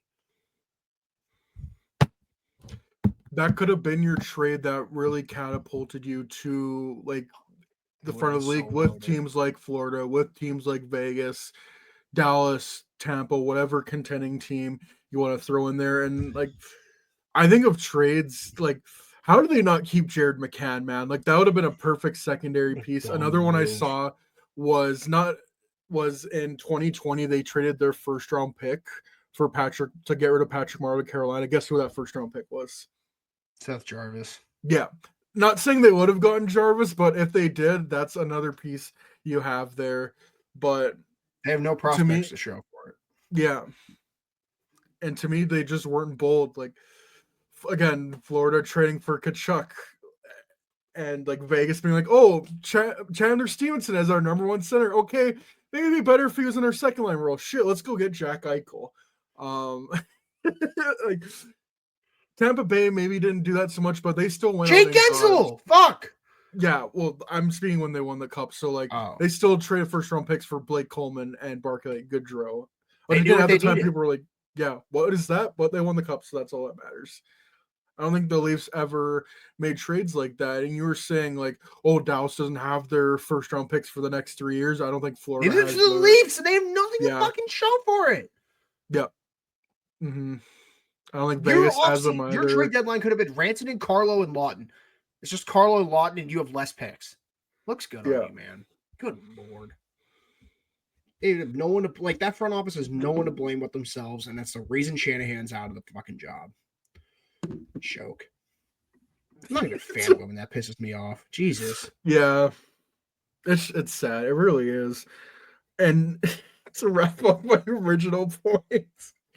So the Leafs are 0-7 in winner-take-all games, mostly Game 7s, but that also includes the Game 5 in the bubble against the Blue Jackets. Jeez. And they are 2-7 when up in series and a chance to eliminate the other team. Those only 2 wins are when they beat Ottawa and Tampa Bay. And both those times, they lost a game before they won. Just zero clutch factor, zero killer instinct. They don't have it. Nope. They don't. And, the arguments can be made about guys like McKinnon and Ovechkin that they don't have it. Guess what? They won a fucking cup. All's forgiven if they don't, if they do that, but they haven't done it yet. So, like, Kachuk's not having the best playoff, and people don't care because he's hurt, and he's still a point a game, and he's done it before. Yeah. Do it. Like, no one would get on Marner's ass like this if he didn't score in a Game 7 once. It's not like he hasn't had the opportunity. They've been in like 5 of them. or 7, as you said. Jesus fucking Christ. Oh, what a joke. What a joke. And like, I don't even know what that team does in the offseason. Like, what do you go overpay Sam Bennett? Like, the fuck? Oh my god. One team is gonna offer him 10 million. I'm so serious. That's Like, so I'm not even dumb. You joking. don't pay Yeah. him more than Matty Tkachuk. You guys are all. It's gonna be us. A team is gonna God do damn it. I am so serious. Like, this is such after Marner, it's such a mid class that you like a team is gonna pay 10 million for Sam Bennett. Welcome back, Matt Bolesky. Back like he never left. Dude, it's just gonna be the 20. It's gonna be the can smell it, 2016 free agency class. Give me my Andrew Ladd. I don't give a fuck. Jesus. Give me my be Kyle Besser. Okposo or my Louis Eric. It's gonna be Besser. Besser's our Okposo, dude. They're gonna give him like $8 million, and he's gonna play 50 games a year. Ugh, stinks. Yeah, Disappointing with the Leafs, though. very. No, Do we want to talk about team? Actually, no. Let's continue on disappointing teams. Let's talk about the team that has lost. Before we get into the Carolina Hurricanes, I get it. Like, the Atlantic Division is tough. Like, it must suck seeing your team getting curb stomped in a game 7, and then that team easily handling the team you would have faced. It's like you didn't win though, so we can't have those conversations. Anyways. Exactly. And anyone being like, "Oh, Connor McDavid's gonna go up to Toronto," fuck right off. Like, oh, Jack Eichel's coming here. Jack Eichel is not leaving the United States. Jesus Christ. Yeah, you think he's gonna want to leave Vegas out of all places as well? Like, dear Lord.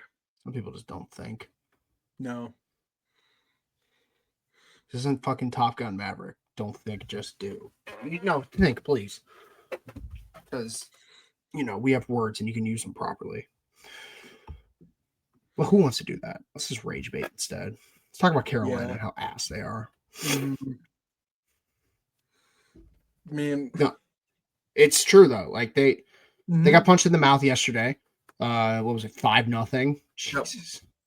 Yep. For a team that loves to generate shots, having 7 shots through 2 periods is downright pathetic. In total, yeah, just awful. You're not going to win. They lost 2 games going into this. We always knew the mixture was weaker. It was just the case after Jack Hughes got hurt. It was always going to be the case. Dude, what a one-sided conference. So crazy. Like, there's probably 4 teams in the Atlantic that could probably make a run if they get through. And, maybe Carolina does see the writing on the wall. I mean, for God's sake, the fucking second Rantanen trade is a retool trade. They got 2 firsts and Stankoven. They extend Taylor Hall. Like, is that the team that goes after Marner? Ooh. They don't have high-end talent, man. Yeah. Aho can't step up in the big moment. Svech can't step up in the big moment. Jarvis can't step up in the big moment. Maybe you need another guy in the mix. They're good players. They're just none of them are Mikko Rantanen. And Mikko Rantanen wasn't even good there. So maybe it's the coach. Yeah. But, I don't know how you could fire him after making the conference final again. But you can. You have the power. But it makes me question Eric Tulsky. Let's just put it that way. Someone who was highly touted for so many years. And, this first year after free agency, because I liked his free agency, he got like Gostisbehere and Walker. I thought those are good pickups, but their defensive deadline onward, disgusting. But you need to gotta question it. Yeah, the Mikko Rantanen, how do you trade for a guy that doesn't want to sign with you? That's just so backwards to me. Legwork done on that? Yeah, who fucked up there? Genuinely. Yeah. Isn't that like trading 101? If you're going to trade for a top-end talent, you want it coming with an extension?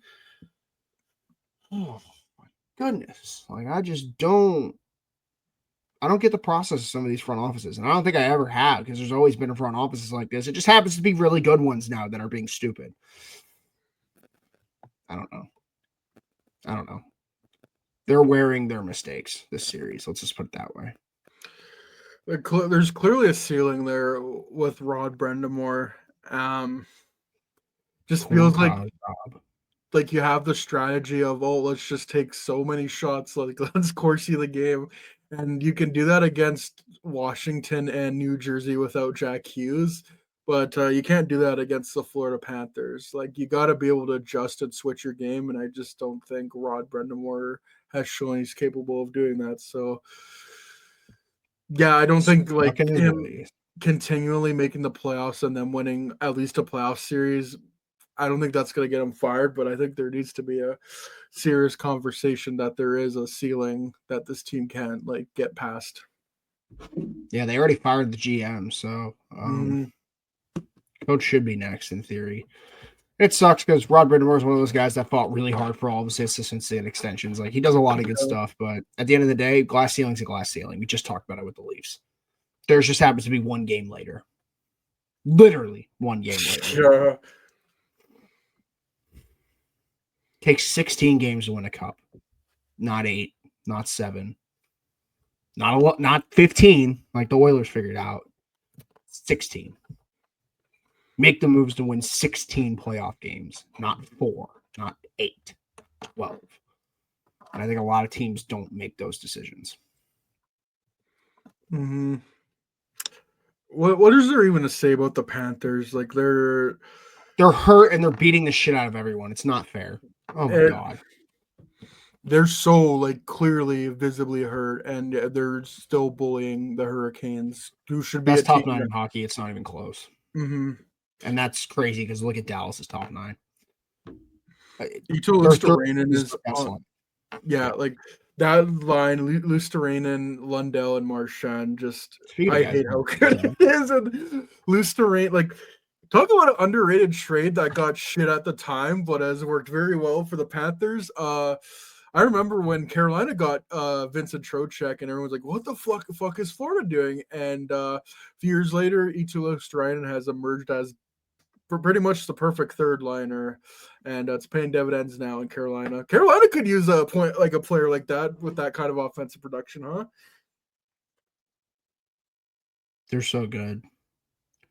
They have 10 skaters with 8 or more points this postseason. So And I think all their ridiculous. defensemen have scored goals too. Yep.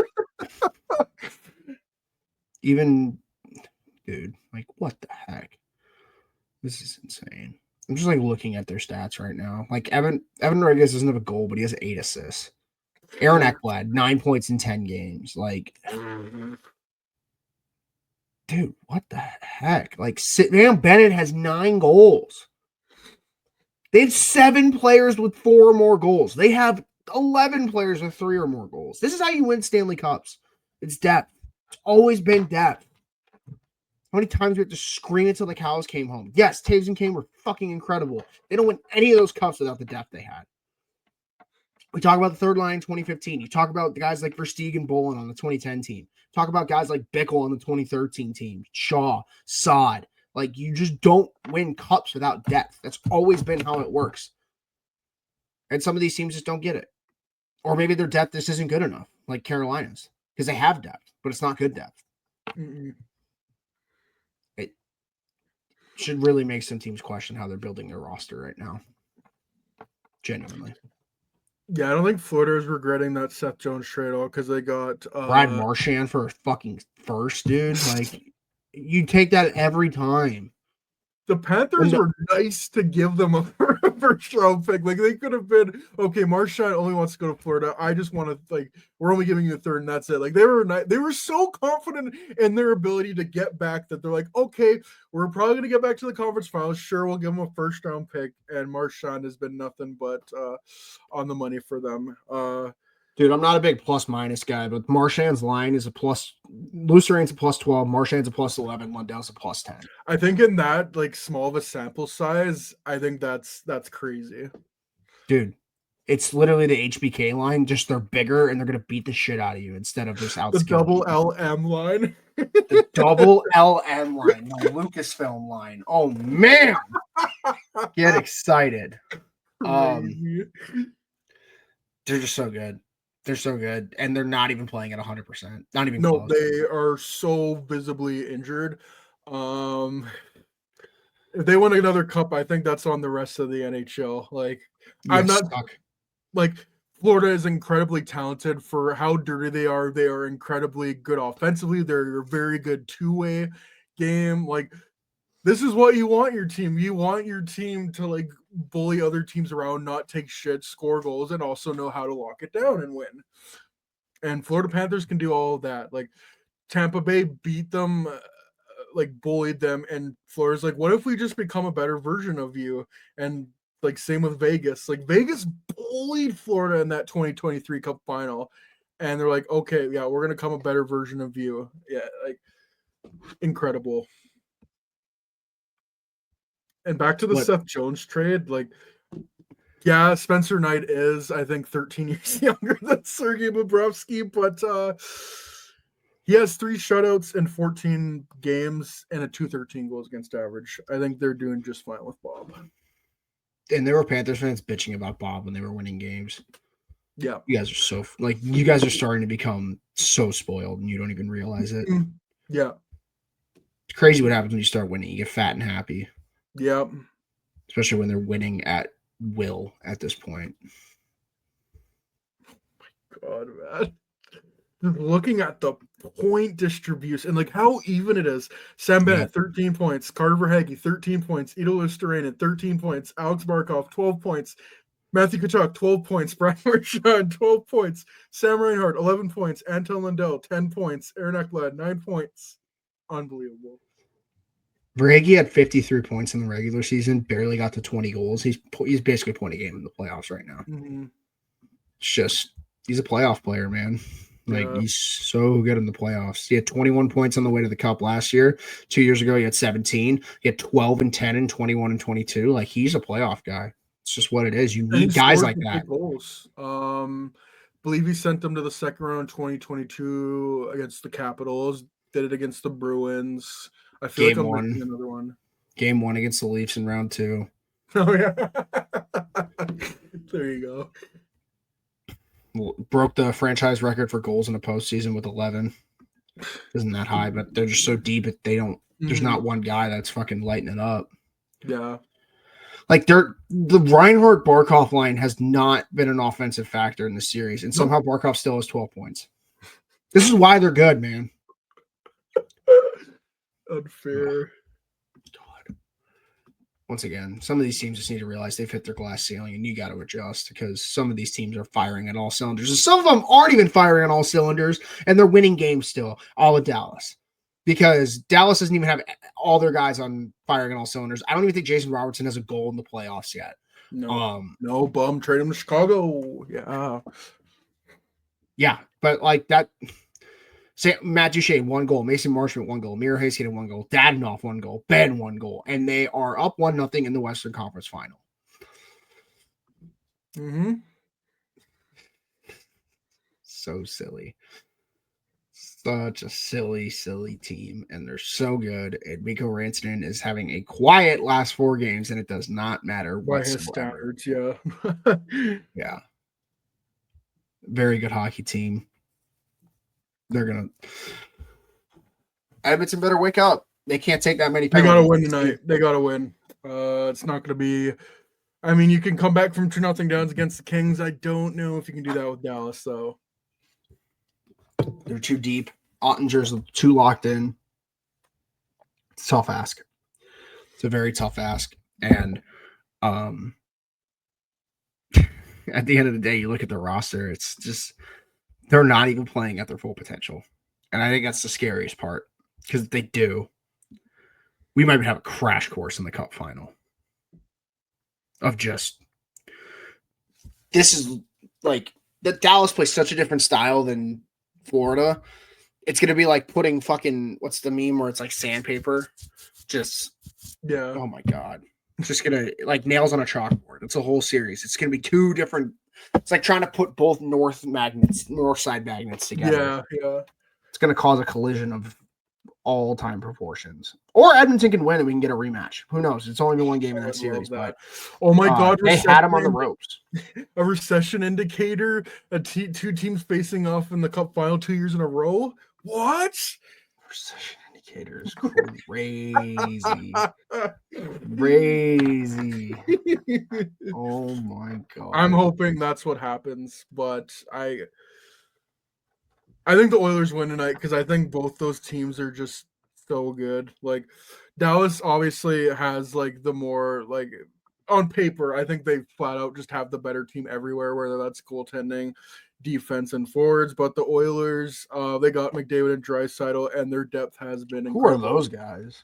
And to me, it just shows like how like good the Stars are that the Oilers pretty much played a perfect road game through 40 minutes, and then they take a couple of penalties, and then it just completely shifts the other way. But I'm pretty confident that the Oilers are going to bounce back and tie it coming into Edmonton, because like same thing with Dallas, like they're not even at 100%, like 100 like full, like their whole team isn't going. I would say the same with Oilers. Like I still think there's another gear for me. David has 3 goals. There's definitely more in the tank. Mhm. Like Draisaitl he had a great game 1. They you're right. They have another gear to hit, and they have the depth scoring to counter it this time. And if they can just play their way of hockey, you should win this series. But Dallas has the devil magic in on this playoff run. There's no other way to put it. Like Game 7 against Colorado, they looked down and out, and just more gonna come coach of the Hawks. I think it's fair that these two teams play each other because they're both teams that if you're down 2 goals in the third, they both still think they can win. Edmonton's done it like 7 times this Well, the postseason. Oilers got a taste of their own medicine in that literally. Yes, they should wake them up 100% because they have that capability in them too. But yeah, Dallas just punch you in the mouth with your own game. Oh man, we'll see how they counter tonight. That's for sure. Because the Oilers always have an answer, especially with Chris Knoblauch. Like to me, they're as close to us like the 2015 Hawks in terms of bouncing back, like without having that championship pedigree. Like they were down 2-0 to the Kings, won 4 straight. And like they could have been swept in that series, and they were down in some of those games as well. Still came back and won. Game 3 against Vegas, everyone was just on Stuart Skinner's ass and Leon Draisaitl about that goal was scored with 0.4 seconds left or whatever it was, and they rectified that by not letting in another goal that series. And that's how you respond. Yeah, ride the roller coaster of Stuart Skinner. I think I saw he has not had a save percentage in between 835 or 999. He has either got shutouts or lower than that. So I mean, that's what it is at that point. That's what you're going to get. You're going to get a roller coaster. But yeah, if the Oilers tie this series and get it back to Edmonton, hopefully game 4 and on, Stuart Skinner can show up, and then maybe they can close it out. But Dallas, yeah, like that game, it wasn't Mikko Rantanen. It was Miro Heiskanen. It was Mikael Granlund, who's been a great addition to him. Matt Duchene scored. So maybe that's the series that gets their depth going, and maybe they just trample over the Oilers and they don't have an answer. Yeah, it's one of those games where it's going to go one of 2 ways. Either Edmonton's going to respond, or it's going to be like the game 2 we watched last night. Now, which way the Oilers want to take that, entirely up to them. But at the same time, like you said, I don't think you can go down 2-0 going back to Edmonton. No. Dallas is too good on the road. Like this has been proven time and time again. Yeah, they didn't win one against the Jets. They won so many against Colorado. Oh man, yeah, they better win tonight because it's funny how the conversation is going to shift. We just spent the last hour and a half talking about like guys like Matthews and guys like the Hurricanes and guys like the Hawks and just wasted opportunities. Yes, I am including the Hawks in that. Shut up. Dude, the conversation will shift to McDavid if they lose in the conference final. Yeah, they got to win. Last year of his contract. Like the noise can be silenced entirely if you just win and you have the capability to win. This is the team that can do it. They have so much guys peaking at the right time, like a Connor Brown. Like good Corey Perry, Adam Henrique, Vasily Podkolzin. Yeah. Like they don't even have Ekholm yet, dude. Like, dude, Kasperi Kapanen was a hell. Like, imagine telling someone that Stuart Skinner and Kasperi Kapanen are gonna win them game 5 on the road in Vegas. Like, I think laughed. Like, I think Bruce Cassidy said, like, if like I forget what the quote was. I'm gonna have to look it up, but like, yeah, it's crazy how they just dealt with Vegas. That's what I'm saying, dude. I don't even know. I don't even know how they won that series, genuinely, sometimes. Like, Stewart's going to really just shut the goddamn door. And that was Yeah. all she wrote. They have the potential to do that. They have the potential to continue to do that. Oh my God. Show up tonight. Learn how to close out a hockey game. I feel like I'm watching the I mean, Blackhawks. they know how to. They just were stupid and took penalties. Yeah. True. And I That guy's think for the sake of hockey fans, the Oilers need to win this game because we cannot have two series where both teams are down 2-0 like that. To me, I almost think at this point, if Carolina wins a game against Florida, like Florida, come on, like they should sweep that series again. But yeah.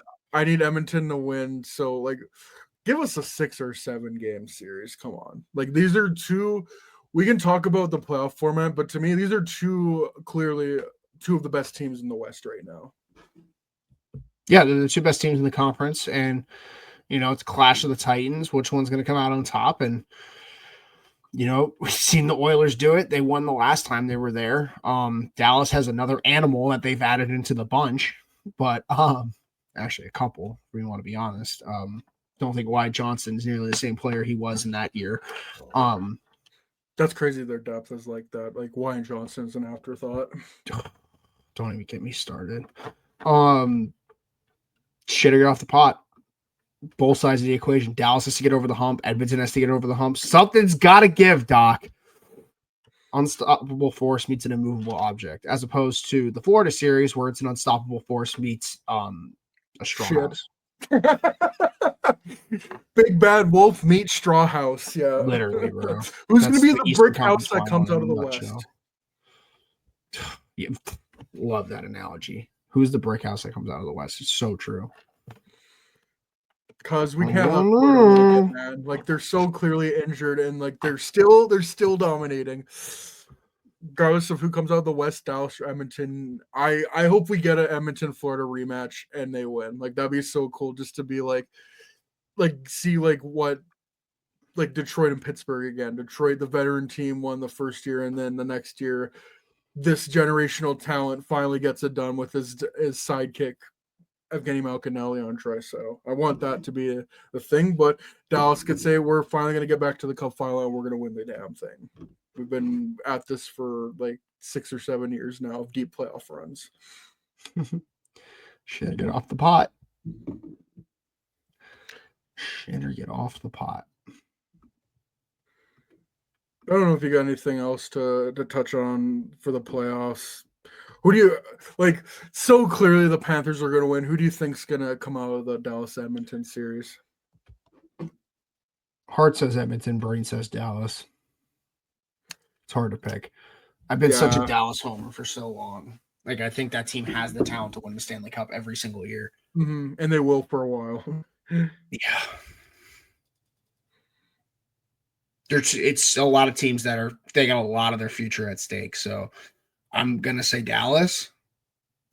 Obviously, McDavid could just go beast mode and do what he does best, and I'm gonna laugh and be like, "Oh well, shouldn't have picked that." But I'm gonna go with Dallas. I think Dallas wins this in 7, though. It's not going to be. Oh, that's the thing with the Oilers. They got to win this game because you can't go to game 7 because Pete DeBoer's 9-0, and then they got to face Cody Ceci, so they got to win. Oh, my God. It's literally the John Klingberg series, and no one's even talking about it. That's right. Klingberg versus Ceci. Who want me? No one. Battle of mid. Whatever meme you need to adjust for that. I think we can agree for hockey fans. I think Edmonton needs to win this game, and whoever comes out of the series needs to beat the Panthers in the Cup final. I hope so. I find it awesome how like you're glowing right now with the windows, like the reflection. Glowing with optimism, clearly. Rage on me. Who are so Vegas got eliminated, Winnipeg got eliminated. That sucks so much. Like Washington. Yeah. And then we already talked about Toronto. Like, briefly touch on like condolences to the Scheifele family. Just truly awful. Like, it was such like just a goosebumps moment when he scored that goal, and it's like, of course, he takes the penalty and the Stars score in overtime when he's in the box. Just awful. But like condolences to Scheifele and his family, because just truly Yeah, awful. it's a tough situation to go through, and he's the only one that scored for his team. So Yeah. even though he took the penalty and that scored in the overtime, we I don't know. that's all- Maybe like Mason Appleton should have scored on that open No. net. It would have gone. Oh my god!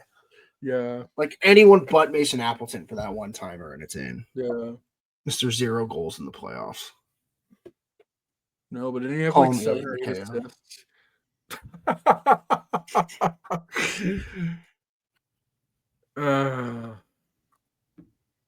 Do you have anything else to talk about with the playoffs, or I'm good to wrap it here. okay? Unless you have Before we questions or do, something. yeah, we do have Twitter questions. Tiny so- Twitter questions. Tiny Twitter questions. First question from at 10 the man 35. at Stan Darsh. Oh, speaking of which, Matthew Darsh is Darsh. the general manager for the New York Islanders. Kind of surprised. It only took him 5 GM cycles to get a job, but Yeah. Interviewed You with know, the Hawks. Feel like I'm just interviewed glad with it the- wasn't Bergevin or Shanahan that gets to use that number 1 pick, because God knows what they would have done with it. So stop using the same retread. Like, I'm glad. No, I would have heard Bergevin because they would have taken Higgins. No, and then we can't. Or they'll just make Bergevin the president, and he'll just pick Lil Dog or Lil Bro him. Okay. Thoughts on Seth Jones' performance in these playoffs, and why does the league not give the Panthers any love? Seems like they can never get lucky bounces. Yeah, they didn't call that goalie interference game 1. The league hates the Panthers. Yeah. But Seth's been great. I mean, we all just knew he had the potential if he got to the playoffs. This He's is shown the it least every time he's surprising been thing. there, Yeah. except for 2015 when he got walked by Keith. But we're not going to talk about that multiple times. But no, like 2019, 2020 in Columbus, he was the main reason they won rounds. Mhm. Like, people forget he played an hour against the Lightning one time. Like, this is what he does. He knows when to elevate his game, and it also helps when you're not the number 1 defenseman anymore. You're the number 3, maybe 4, because I think Mikkel is better than you right now. But we're just not going to talk Ooh. about that. But Shit, I was gonna say he's number 1, like at least in terms of health, because everyone else just looks injured. Like, he looks great. Ekblad looks like a demon. Mhm. Forsling's still Forsling. Like, you're the 3 or 4 on that team.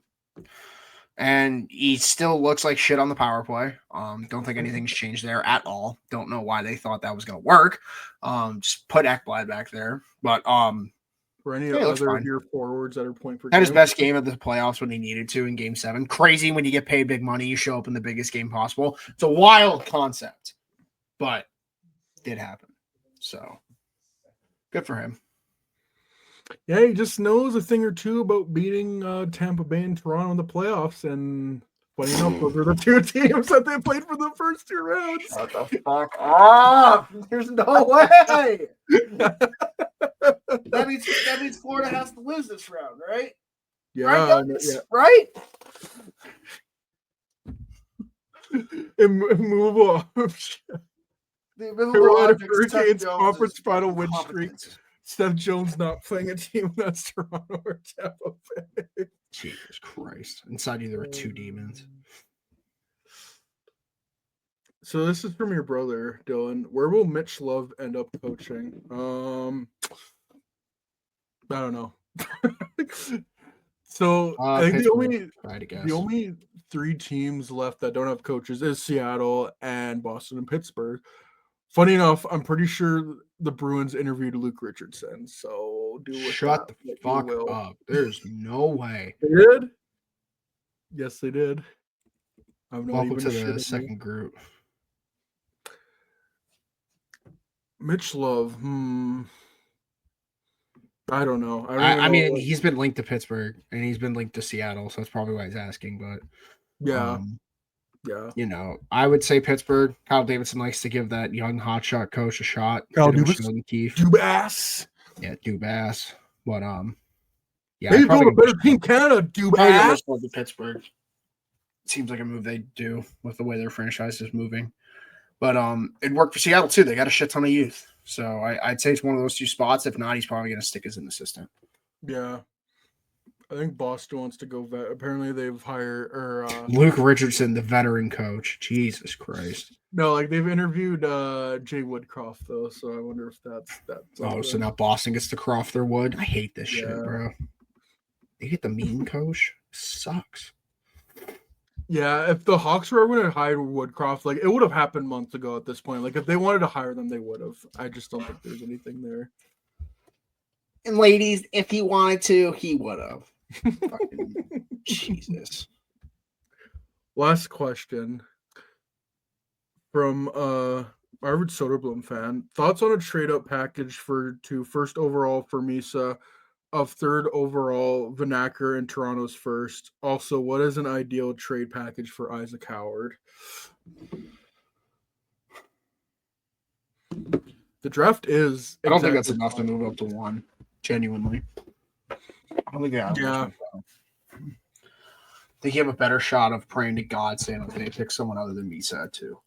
They're shitty when the Islanders like. Here's what we're gonna find out. I think. Are we gonna get a 2019 draft where we know the top two and the Blackhawks have to figure out Fuck who off. trade? No. Or can it be 2022 and we get the Logan? That's what I was gonna say. Or is it gonna be a 2022 where we don't know who's gonna go first overall? We don't know to the day of, and then the team that's picking first overall goes completely off the board to what we thought, and then the Blackhawks get exactly what they want. And that's Michael Misa. That's the dream. God, please. Then they don't pick Misa and they still pick Denoye, and I actually get put on a watch list. Oh, there's no list to be put on. We're both gonna be dead after that. Group suicide session on the stream. Oh my God, it's so crazy. It's so crazy. Get your popcorn, kids. It's gonna be a doozy. But I don't think there's a possible way to trade out. I think they just better pray to God San Jose likes someone else more. Yeah. And or the Islanders, yeah. I think the Islanders are set on Schaefer. Everything I'm hearing is just it's becoming more and more likely. But who knows? Maybe Darsh comes in and he's like, I need my Kucherov. And then he's gonna fucking Matthew Darsh. See you later. I can't wait till he gets fired so I can say, see you later, Darsh. Oh man.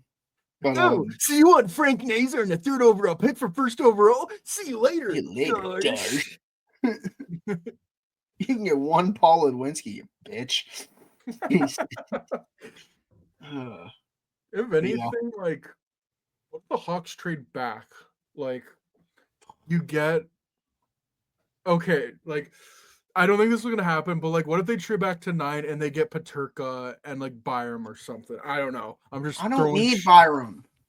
No, they don't, but just like as an example, like you get two young. You stay at 3 no matter what, unless you're moving up, and or you're trading for. Well, clearly they don't want to, so don't even talk about the Pettersson shit because that's never gonna fucking happen. But you stay at 3 or you move up. You're not moving down. If you move down, then I genuinely don't know what the fuck you're doing unless it's for a roster player.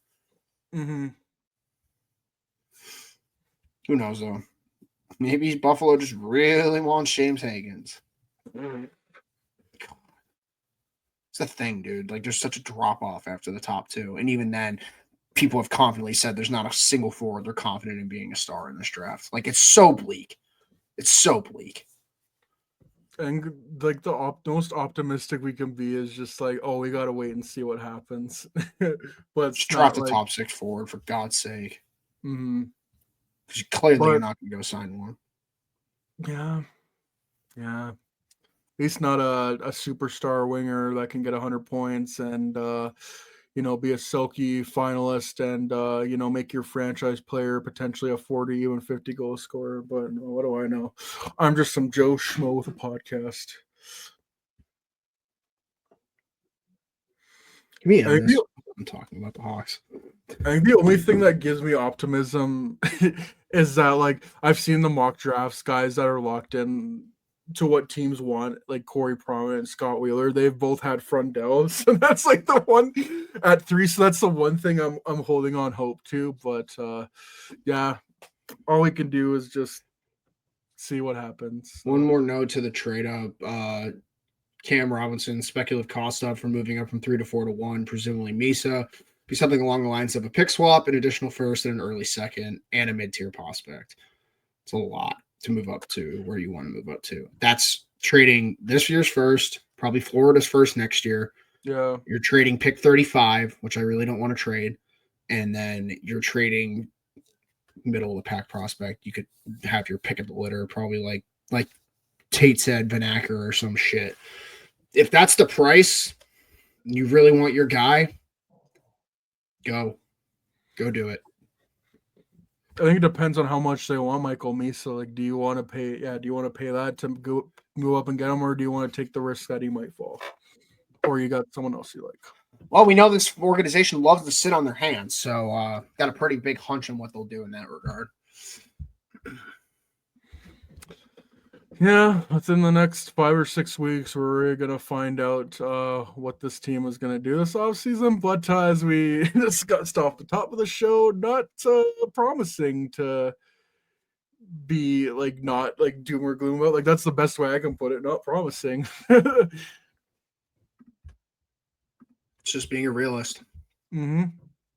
Not me being like, yeah, I'm being negative, but just the reality of what this team has put us through for the last 4 years and clearly for the next 4, with the way it sounds. So prove me wrong.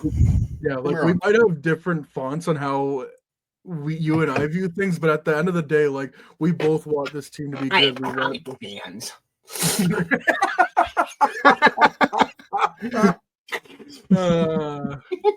Oh my god. You're like on a first date. It's like, what fun would you be? I'm coming. Oh my god, that's too funny. Anyways, thank you for tuning into the podcast. Give us a 5-star rating on your preferred podcast platform. If you're watching us on YouTube, hit the smash the like button, hit the subscribe button, notification bell so you don't miss out on anything. So yeah, for Pierce and Dylan, take it easy, and we will talk another time.